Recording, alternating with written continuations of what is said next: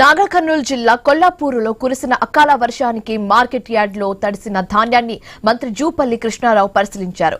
తడిచిన వరి, మొక్కజొన్న ధాన్యాన్ని పరిశీలించిన మంత్రి రైతులకు భరోసా కల్పించారు. మొక్కజొన్న కొనుగోలు చేసి నెల రోజులైనా తరలించకపోవడం తడిసి ముద్దైపోయిందని రైతులు మంత్రికి తెలిపారు. దీంతో ఈ రోజే మార్కెట్లోని మొక్కజొన్నను గోదాములకు తరలించాలని అధికారులను ఆదేశించారు. కేంద్రం వరి, మొక్కజొన్న ధాన్యానికి మద్దతు ధర ప్రకటించి కొనడం లేదని, మొక్కజొన్న 2400 కొని 1700కు అమ్మాల్సి వస్తుందని అన్నారు. దీంతో రాష్ట్ర ప్రభుత్వంపై భారం పడుతుందని తెలిపారు.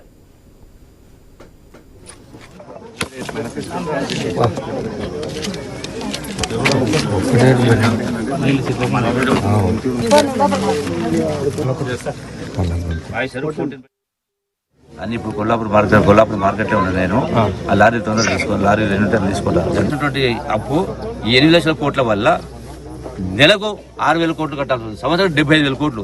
ఈ 2 నెలలు 1,50,000 కోట్లు వడ్డీ కట్టాల్సి వచ్చింది. మళ్ళీ బ్యాంకులు కూడా అప్పించే పరిస్థితి లేకుండా పోయింది. ఏదో ఈ ప్రభుత్వమే తప్పు చేసినట్టుగా కొందరు మాట్లాడతారు. అకాల వర్షాల కారణంగా ఈ కొల్లాపూర్ మార్కెట్ యార్డు అట్లాగే చుట్టుపక్కల ప్రాంతాల్లో కూడా పెద్ద వర్షాలు పడడం కారణంగా మక్కలు, వరి ధాన్యం తడవడం జరిగింది.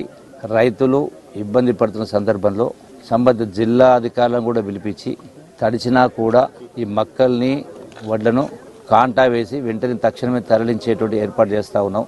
ఒకవైపున మక్కల దిగుబడి డబుల్ వచ్చింది. గతంలో 20-30 క్వింటాలు వచ్చింది. కొన్ని కొత్త వెరైటీ వచ్చిన కారణంగా అది 50 క్వింటాలు 60 క్వింటాలు రావడం జరిగింది. సో మంచిదే, సంతోషం. అయితే గోదాములు కూడా సరిపోక ఇలా కాటన్ మిల్లులు కూడా ఈ రోజున ఈ మక్కల కోసం, వరి కోసం కాటన్ మిల్లు గోదాములు కూడా వాటిని కూడా తీసుకోవడం జరిగింది. అన్ని గోదాములు కూడా ఫుల్ అయినాయి. ఇంకా ఎక్కడెక్కడ ప్రైవేటు గోదాములు కూడా తీసుకుని ఏర్పాటు చేస్తా ఉన్నాం. అకాల